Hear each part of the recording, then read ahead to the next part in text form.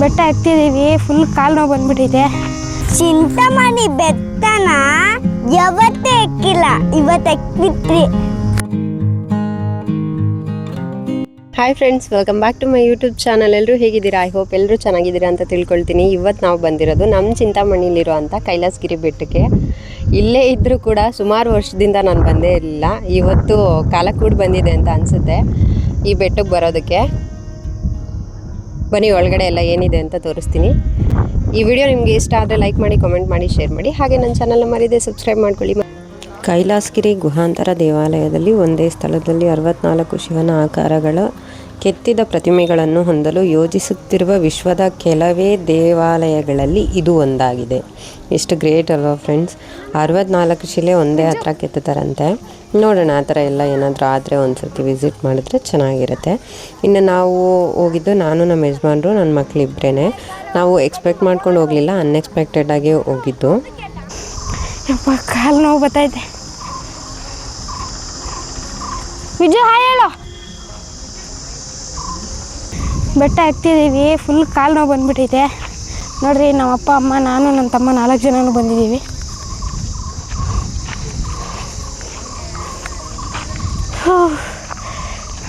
ಕೆಳಗಡೆಯಿಂದ ನಿಂತು ನೋಡಿದ್ರೆ ಈ ಥರ ಕಾಣಿಸುತ್ತೆ ಫ್ರೆಂಡ್ಸ್. ನಾವು ಬೆಟ್ಟ ಎಕ್ಕೊಂಡು ಹೋಗ್ತಾ ಇದ್ವಿ. ಅಲ್ಲಿಗೆಲ್ಲ ಗಾಡಿ ಬಿಡಲ್ಲ, ಕೆಳಗಡೆನೇ ಪಾರ್ಕಿಂಗ್ ಮಾಡಬೇಕು, ಗಾಡಿ ಆಗಿರಲಿ, ಕಾರ್ ಆಗಿರಲಿ.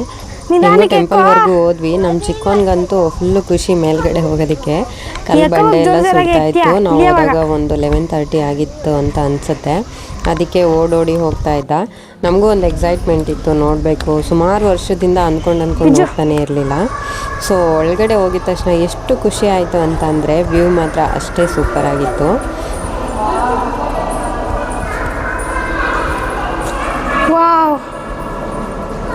ವೀಕೆಂಡಲ್ಲಿ ಇಲ್ಲಿ ತುಂಬ ಜನ ಇರ್ತಾರೆ. ನಾವು ವೀಕ್ ಡೇಸಲ್ಲಿ ಹೋಗಿದ್ದು, ಸೊ ಅದರಿಂದ ಸ್ವಲ್ಪ ಕಡಿಮೆ ಜನ ಇದ್ದಾರೆ. ಒಳಗಡೆ ಎಲ್ಲ ಎಷ್ಟು ತಂಪಗಿರುತ್ತೋ, ಬಿಸಿಲು ಎಷ್ಟೇ ಇದ್ದರೂ ಒಳಗಡೆ ಮಾತ್ರ ತುಂಬ ತಂಪಾಗಿತ್ತು. ಫ್ಯಾನ್ ಎಲ್ಲ ಏನೂ ಆನ್ ಕೂಡ ಮಾಡಿರಲಿಲ್ಲ, ಅಷ್ಟು ಚೆನ್ನಾಗಿತ್ತು. ಬೆಳಕು ಕೂಡ ಅಷ್ಟೇ ತುಂಬ ಚೆನ್ನಾಗಿ ಬರುತ್ತೆ. ಇವಾಗ ಲೈಟಿಂಗ್ಸ್ ಹಾಕಿದ್ದಾರೆ. ಇದಕ್ಕೆ ಮುಂಚೆ ಒಂದು ಸರ್ತಿ ನಮ್ಮ ಯಜಮಾನ್ರು ಅವ್ರ ಫ್ರೆಂಡ್ಸ್ ಎಲ್ಲ ಹೋಗಿದ್ರಂತೆ. ಸೊ ಆ ಟೈಮಲ್ಲೆಲ್ಲ ನನಗೆ ವಿಡಿಯೋ ಕಾಲ್ ಮಾಡಿ ತೋರಿಸಿದ್ರು. ಅವಾಗೆಲ್ಲ ಲೈಟಿಂಗ್ಸೇ ಇರಲಿಲ್ಲ, ಫುಲ್ಲು ಕತ್ಲಾಗಿತ್ತು. ಇನ್ನು ನಮ್ಮ ಚಿಕ್ಕವನಿಗಂತೂ ಫುಲ್ಲು ಖುಷಿ ಆಗಿಬಿಟ್ಟಿತ್ತು, ಕುಣಿದಾಡ್ಬಿಡ್ತಾ ಇದ್ದ ಅಲ್ಲಿ. ನನಗೂ ತುಂಬ ಇಷ್ಟ ಆಯಿತು. ಒಳಗಡೆ ಎಷ್ಟು ಚೆನ್ನಾಗಿತ್ತು ಅಂತಂದರೆ ಒಂಥರ ಪೀಸ್ಫುಲ್ಲಾಗಿತ್ತು ಆ ಪ್ಲೇಸ್ ನೋಡೋದಕ್ಕೋಸ್ಕರ. ಇನ್ನು ಇಲ್ಲಿ ಗಿರಿಜಾ ಕಲ್ಯಾಣ ಮಾಡ್ತಾರಲ್ವ, ಆ ಶಿಲೆ ಕೆತ್ತಿದ್ದಾರೆ. ನೋಡೋಕೆ ತುಂಬಾ ಚೆನ್ನಾಗಿದೆ. ಒಳಗಡೆ ಎಲ್ಲ ವಿಡಿಯೋಸ್ ಎಲ್ಲ ಮಾಡೋಕ್ಕೆ ಬಿಡಲ್ಲ. ಇಲ್ಲಿವರೆಗೂ ಅಷ್ಟೇ ನಾವು ವಿಡಿಯೋಸ್, ಫೋಟೋಸ್ ತಕ್ಕೊಳ್ಳೋಕ್ಕಾಗೋದು, ಇದಕ್ಕೆ ಮೇಲೆ ಮಾಡೋಕ್ಕಾಗಲ್ಲ. ಬಟ್ ನಾವು ಯಾವುದೇ ವಿಡಿಯೋ ತೆಗೆದಿದ್ರು ಎಲ್ಲ ವಿಡಿಯೋನೂ ನಾವು ಫೋನ್ ಮುಚ್ಚಿಟ್ಕೊಂಡೇ ತೆಗೆದ್ವಿ. ವ್ಲಾಗರ್ ಅಂದಮೇಲೆ ಸ್ವಲ್ಪ ಈ ಥರ ಎಲ್ಲ ರಿಸ್ಕ್ ಮಾಡಬೇಕಾಗತ್ತೆ. ಇದು ಎಕ್ಸಿಬಿಷನ್ ಥರ ಇಟ್ಟಿದ್ದಾರೆ. ಸೊ ಇಲ್ಲಿ ಮಾತ್ರ ನಾವು ವಿಡಿಯೋಸ್ ಈಸಿಯಾಗಿ ತಗೋಬೋದು. ಹಾಗೆ ಇಲ್ಲಿ ಪಾದ ಕೂಡ ಇಟ್ಟಿದ್ದಾರೆ. ಇದು ಯಾರ್ದು ಏನು ಅನ್ನೋ ಡೀಟೇಲ್ಸ್ ಮಾತ್ರ ನಮಗೆ ಗೊತ್ತಿಲ್ಲ.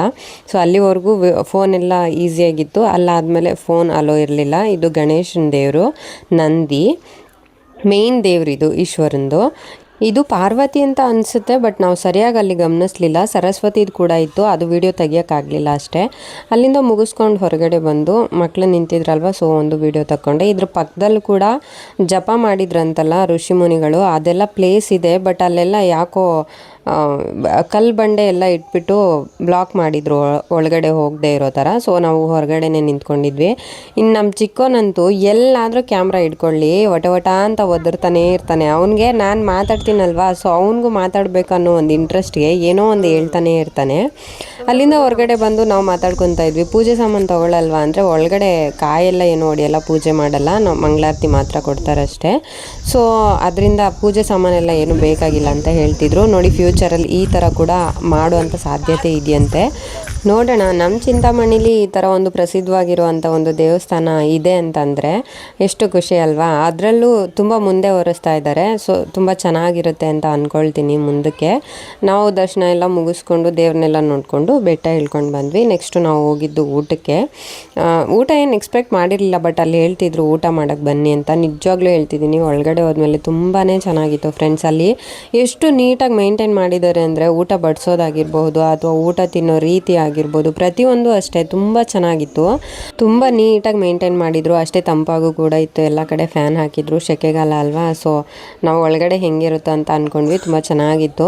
ಅದಾದಮೇಲೆ ನಮ್ಮ ಚಿಕ್ಕವನು ಇಲ್ಲೂ ಕೂಡ ನೋಡಿ ಒದರ್ತಾನೇ ಇದ್ದಾನೆ. ಅವನಿಗೆ ಕ್ಯಾಮ್ರಾ ಹಿಡ್ಕೊಳ್ಳೋ ಹಾಗಿಲ್ಲ, ಏನೋ ಒಂದು ಹೇಳ್ತಿರ್ತಾನೆ. ಆದರೆ ನಾವು ಅಲ್ಲಿ ಏನು ಮಾಡ್ತಿರ್ತೀವಿ, ನಾವು ಎಲ್ಲೋಗಿರ್ತೀವಿ ಅದಕ್ಕೂ ಅವ್ನು ಹೇಳೋದಕ್ಕೂ ಸಂಬಂಧ ಇರಲ್ಲ, ಆ ಥರ ಹೇಳ್ತಿರ್ತಾನೆ. ಕೊನೆಗೂ ಊಟ ತೊಗೊಂಡು ಬಂದರು. ಸೊ ಫಸ್ಟು ಪೊಂಗಲ್ಲು ಮತ್ತು ಅನ್ನ, ಕುಂಬಳಕಾಯಿ ಸಾಂಬಾರು ಹಾಕಿದ್ರು. ಪೊಂಗಲ್ ಒಂದೇ ತುತ್ತೆ ನನ್ನ ಮಗ ತಿಂದಿದ್ದು. ಅನ್ನ ಸಾಂಬಾರಂತೂ ಸಿಕ್ಕಾಪಟ್ಟೆ ಇಷ್ಟಪಟ್ಟು ತಿಂದ. ಅದು ನಿಜವಾಗ್ಲೂ ಹೇಳ್ತಿದ್ದೀನಿ, ಎಷ್ಟು ಚೆನ್ನಾಗಿತ್ತು ಅಂದರೆ ಆ ಹುಳಿ ಸಾಂಬಾರಂತೂ ಸೂಪರಾಗಿತ್ತು. ಮನೆಗೆ ಬಂದು ಕೂಡ ಜಗಳ ಮಾಡ್ತಾ ಇದ್ದ ಅವನು, ನನಗೆ ಮನೇಲೂ ಇದೆ ಅಡುಗೆ, ಅದೇ ಸಾರು ಮಾಡಿಕೊಡು ಅಂತ. ಅವರು ಹೆಂಗೆ ಮಾಡಿದರು ಅಂತ ಗೊತ್ತಿಲ್ಲ, ನಾವು ಹೆಂಗೆ ಮಾಡಿದ್ರು ಅಷ್ಟೆಲ್ಲ ಟೇಸ್ಟ್ ಬರಲ್ಲ. ದೇವಸ್ಥಾನದಲ್ಲಿ ತಿಂದಿರೋ ಊಟದ ಟೇಸ್ಟು ಮನೇಲಿ ಏನು ಕಷ್ಟಪಟ್ಟು ಮಾಡಿದ್ರು ಆ ಟೇಸ್ಟ್ ಮಾತ್ರ ಬರೋಕ್ಕೆ ಸಾಧ್ಯನೇ ಇಲ್ಲ. ನನಗೂ ತುಂಬ ಇಷ್ಟ ಆಯಿತು, ಅವನಿಗೂ ತುಂಬ ಇಷ್ಟ ಆಯಿತು. ಅಲ್ಲೆಲ್ಲ ಮುಗಿಸ್ಕೊಂಡು ಪ್ಲೇಟ್ ತೊಳಿಯೋಕ್ಕೆ ಅಂತ ಹೋದ್ವಿ. ನಮ್ಮ ಪ್ಲೇಟು ತಟ್ಟೆ ಏನಿರುತ್ತೆ ಅವೆಲ್ಲ ನಾವೇ ತೊಳಿಬೇಕು. ತೊಳೆದ್ಬಿಟ್ಟು ತೊಗೊಂಡೋಗಿ ಅಲ್ಲಿ ಕೊಟ್ಟರೆ ಅವರು ಬಿಸಿನೀರಲ್ಲಿ ಇನ್ನೊಂದು ಸರ್ತಿ ವಾಶ್ ಮಾಡಿ ಆ ಸ್ಟ್ಯಾಂಡ್ಗೆಲ್ಲ ಇಟ್ಕೊಳ್ತಾರೆ.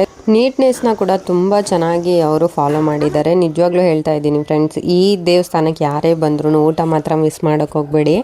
ಊಟ ಮಾತ್ರ ಅಷ್ಟು ಸಖತ್ತಾಗಿರುತ್ತೆ. ನಾವು ಎಲ್ಲಿ ತಿಂದರೂ ಆ ರುಚಿ ಸಿಗುತ್ತೋ ಇಲ್ಲೋ ನನಗೆ ಗೊತ್ತಿಲ್ಲ. ಅಲ್ಲಿಂದ ಕಾರ್ ಪಾರ್ಕಿಂಗ್ ಹತ್ರ ಬಂದ್ವಿ. ನಮ್ಮ ಯಜಮಾನ್ರು ಕಾರ್ ತೊಗೊಂಡು ಬರೋಕ್ಕೆ ಹೋಗಿದ್ರು. ಹಿಂದೆಗಡೆ ನೋಡಿ ಆ ಫ್ಲವರ್ಸ್ ಎಲ್ಲ ಎಷ್ಟು ಚೆನ್ನಾಗಿ ಕಾಣ್ತಾ ಇತ್ತು, ನನಗಂತೂ ಕಲರ್ಫುಲ್ಲಾಗಿ ಕಾಣಿಸ್ತಾ ಇತ್ತು. ಕೊನೆಗೂ ಎಲ್ಲ ಮುಗಿಸ್ಕೊಂಡು ನಾವು ಹೊರಗಡೆ ಬಂದ್ವಿ. ಇಲ್ಲಿ ಸ್ಟೇ ಮಾಡೋಕ್ಕೂ ಕೂಡ ಪ್ಲೇಸ್ ಇದೆ, ಬಟ್ ನಾವು ಆ ಪ್ಲೇಸ್ಗೇನೂ ಹೋಗಲಿಲ್ಲ, ಜಸ್ಟ್ ನಾನು ಒಂದು ವಿಡಿಯೋ ಮಾಡಿಕೊಂಡೆ ಅಷ್ಟೇ. ಈ ಸರ್ತಿ ಮಂಜುಗಾಲ ಸ್ಟಾರ್ಟ್ ಆದರೆ ಇಲ್ಲೊಂದು ಸರ್ತಿ ವಿಸಿಟ್ ಮಾಡಿ ನೋಡಬೇಕು, ನೋಡೋಣ ವ್ಯೂ ಹೇಗಿರುತ್ತೆ ಅಂತ ಅಂದ್ಬಿಟ್ಟು. ನಂದಿ ಬೆಟ್ಟಕ್ಕೆ ಹೋಗಿ ಅಭ್ಯಾಸ ಇರೋರು ಯಾರು ಬೇಕಾದರೂ ಇಲ್ಲಿಗೆ ವಿಸಿಟ್ ಮಾಡ್ಬೋದು. ಮತ್ತು ಇದು ಸ್ಟೇ ಮಾಡೋ ಅಂಥ ಪ್ಲೇಸು, ಒಳಗಡೆ ಎಲ್ಲ ತುಂಬ ಚೆನ್ನಾಗಿರುತ್ತಂತೆ. ಐ ಹೋಪ್ ಇವತ್ತಿನ ವಿಡಿಯೋ ನಿಮಗೆ ಇಷ್ಟ ಆಗಿರುತ್ತೆ ಅಂದ್ಕೊಳ್ತೀನಿ. ಇಷ್ಟ ಆಗಿದ್ದರೆ ಒಂದು ಲೈಕ್ ಮಾಡಿ, ಕಾಮೆಂಟ್ ಮಾಡಿ, ಶೇರ್ ಮಾಡಿ. ಹಾಗೆ ನನ್ನ ಚಾನಲ್ನ ಮರೀದೆ ಸಬ್ಸ್ಕ್ರೈಬ್ ಮಾಡ್ಕೊಳ್ಳಿ. ಮತ್ತೆ ಸಿಗ್ತೀನಿ ನೆಕ್ಸ್ಟ್ ವಿಡಿಯೋದಲ್ಲಿ. ಅಲ್ಲಿವರೆಗೂ ಥ್ಯಾಂಕ್ ಯು ಫಾರ್ ವಾಚಿಂಗ್.